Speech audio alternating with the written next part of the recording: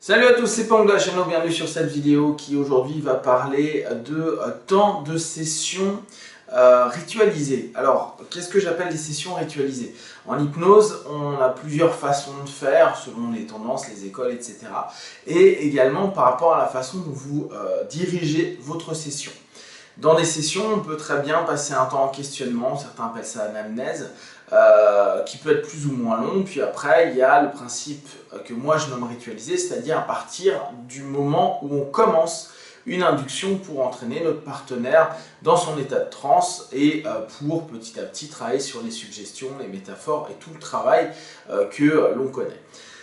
Le travail en ritualisé, au départ, j'avais vraiment, moi, la notion de me dire il faut rester le plus de temps possible sur du ritualisé pour permettre qu'un maximum de suggestions, un maximum de métaphores, un maximum d'outils que j'utilise puissent à un moment ou à un autre être pris par le subconscient et donc obtenir un résultat positif en l'occurrence. Donc déjà, la première chose, c'est qu'à ce moment-là, j'étais beaucoup dans la notion d'attente de résultat. Je gardais mon partenaire dans son état de transe avec mon travail de suggestion, avec l'idée en tête de trouver celle qui pourrait lui correspondre ou d'espérer, parce qu'à ce moment-là j'étais vraiment dans l'espoir, et n'oubliez pas, to hope et to try en hypnose, faut pas trop, c'est quelque chose qui peut aller plutôt vers du négatif, mais j'avais vraiment l'espérance que parmi tout ce que j'allais proposer, le subconscient allait saisir quelque chose qui va permettre au partenaire d'avoir un état qui va s'améliorer ou en tout cas se sentir mieux dans son quotidien.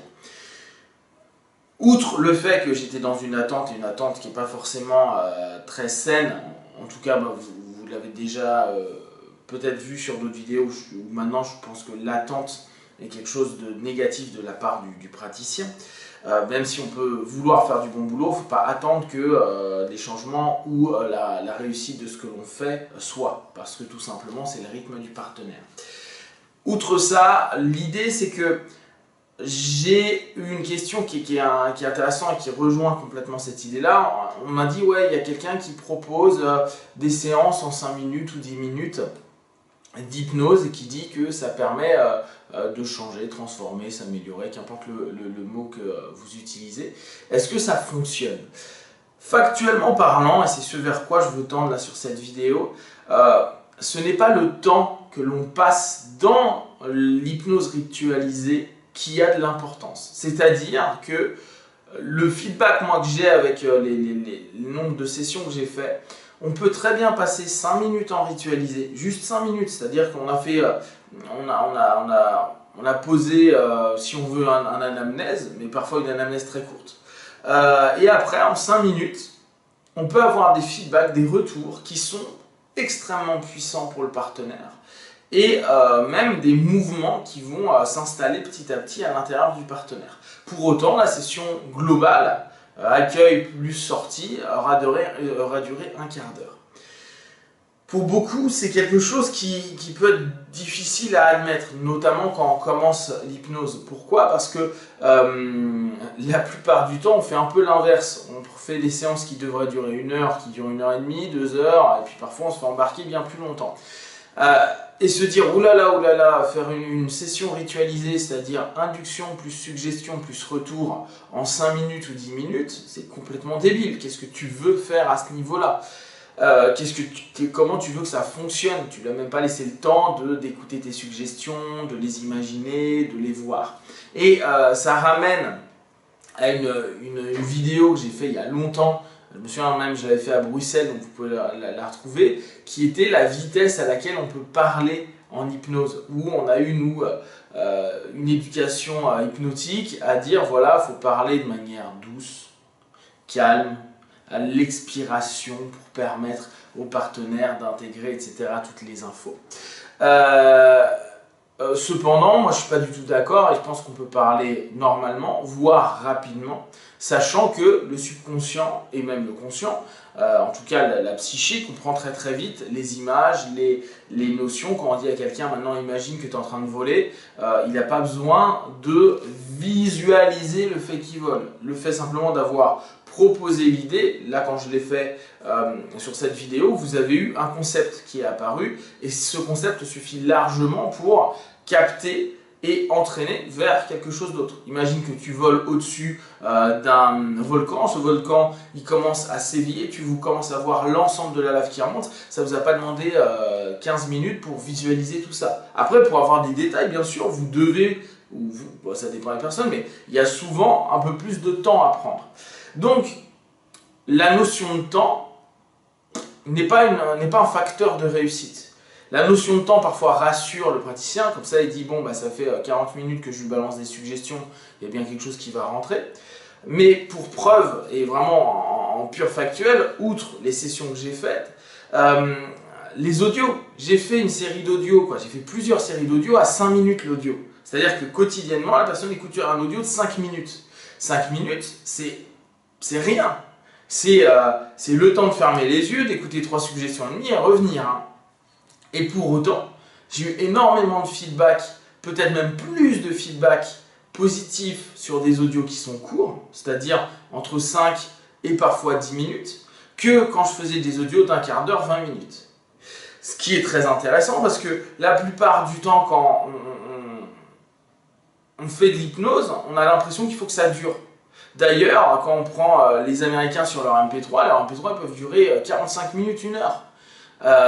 Pour autant, moi j'en ai testé plein à une période donnée, j'ai pas eu de feedback positif par rapport à ça. Pourquoi? Parce qu'au bout d'un moment, je saturais et je pense que je rentrais dans une transe fermée qui fait que ça me faisait simplement chier au bout d'un moment d'écouter pendant tout ce temps-là des suggestions qui sont entremêlées, etc. qui pour moi au bout d'un moment ne me parlaient plus. Je trouvais pas ça assez factuel. Pour d'autres personnes, je peux bien comprendre que 5 ou 10 minutes, ils vont être un peu frustrés à se dire « Attends, mais ça va super vite et ça peut être dérangeant. Alors peut-être qu'après, ils peuvent créer un autosabotage, etc. Il n'y a pas de problème. Hein. Comme moi, avec le long, je crée certainement aussi un autosabotage. Néanmoins, là, l'idée, c'est de se dire « N'ayez pas peur de faire 5 minutes ou 10 minutes de ritualiser, ça peut complètement suffire. » Et je vais aller plus loin, s'il y en a parmi vous qui ont bossé en PNL, en 5-10 minutes, parfois sur des notions qu'on met en place, la personne sent un mieux-être, un bien-être hyper factuellement. Quoi. Il y a pas je me suis pris la tête pendant 24 heures à voir si la suggestion elle rentre, etc. On a fait du très précis, souvent assez direct dans la manière d'orienter notre session de PNL. Et il y a des feedbacks immédiats. Pour autant, la PNL, bien que certains PNListes pensent encore qu'il n'y a pas de transe dedans, on est complètement dans une session dite hypnotique. Donc, si en 5 minutes ou 10 minutes on le fait en PNL, je ne vois pas le problème en hypnose, hormis peut-être la compétence de tout un chacun d'induire plus rapidement le partenaire. Mais c'est tout. Après, s'il vous faut un quart d'heure pour être rassuré de vous dire que vous avez induit la personne, tant mieux. S'il vous faut 10 secondes, tant mieux. Après, ça c'est vous. Mais si on enlève le principe inductif où on sait qu'on peut le faire en moins d'1 minute et qu'après, dans le cœur même de la session, on peut estimer qu'on dure entre 5 et 7 minutes ou 10 minutes, et puis après revenir faire émerger le partenaire, ça peut nous faire des sessions très courtes sur tout ce qui est, ce que moi j'appelle maintenant hypno-PNL, hein, qui est l'hypnose basée symptomatique. Donc, soyez rassurés, autant vous, praticiens, que autant vous, partenaires, qui vous dites « Ah bah attends, mon hypno, il m'a mis 3 secondes, 5 minutes en hypnose, entre guillemets, et est-ce que ça marche ?» Parce qu'il y a un coup de panique quand même à ce moment-là, de dire « Mais attends, est-ce que ça a vraiment marché ?» Factuellement, c'est à tout à chacun de vérifier sur les jours, les semaines, s'il y a vraiment un feedback. S'il n'y a pas de feedback, bah, peut-être que ce jour-là, c'était pas ok, il y avait des choses qui ne sont pas passées, ou que dans le questionnement et autres, il y a eu des petites choses qui n'ont pas été traitées, tout simplement. Donc, soyez rassurés vous et n'hésitez pas à tester, à faire des sessions très courtes en symptomatique. En l'occurrence, je pense que c'est vraiment l'idée. Et vous allez vous rendre compte qu'il peut y avoir des feedbacks énormes. Là, quand je pense en symptomatique, là j'ai eu l'image de la clope, c'est parce qu'en ce moment c'est un peu le thème que je remets en avant. Mais pensez, hein, pour l'avoir testé, j'ai déjà vu des personnes qui en 5 minutes en hypno-PNL, dans un cadre qui n'était pas du tout un cadre thérapeutique, mais en fun, plus type coaching, en 5 minutes a été dégoûté de la clope et a arrêté pendant un laps de temps la cigarette. Hein. Après, plein d'éléments ont fait qu'elle n'était pas vraiment dans l'envie d'arrêter, c'était plus un test. Mais c'est quand même très intéressant et ça s'est passé très rapidement. Donc testez, n'hésitez pas et vous allez voir, vous pourrez être très surpris des résultats que vous pouvez donner. Et puis en tout cas, l'expérience vous apprendra énormément de choses. Et comme d'habitude, si vous avez des questions et des remarques, partagez-les sur Facebook, YouTube, j'y répondrai le plus rapidement possible. Et une fois de plus, de tout ce que je propose, vous ne prenez que ce qui est bon et positif pour vous. Le plus important, c'est de devenir qui vous êtes vraiment. Be one, ciao!